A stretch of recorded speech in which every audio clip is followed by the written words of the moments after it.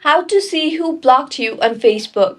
Hello everyone, I am Bishakha and welcome to our channel Create, Login and Delete. Let's get right into the tutorial and open Facebook application on your device and go to your profile first.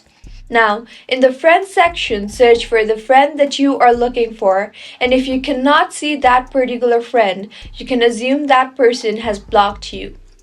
You can also go to the search bar and search for that friend, and if it shows something like this, then you have been blocked by that person. Next, what you can do is go to your Facebook Messenger and search for that friend in chats. Since it is showing this person is unavailable on Messenger, but you have already chatted with them, I can say that person has blocked me. If you find this tutorial helpful, do subscribe to our channel. Thank you for staying with us until the end.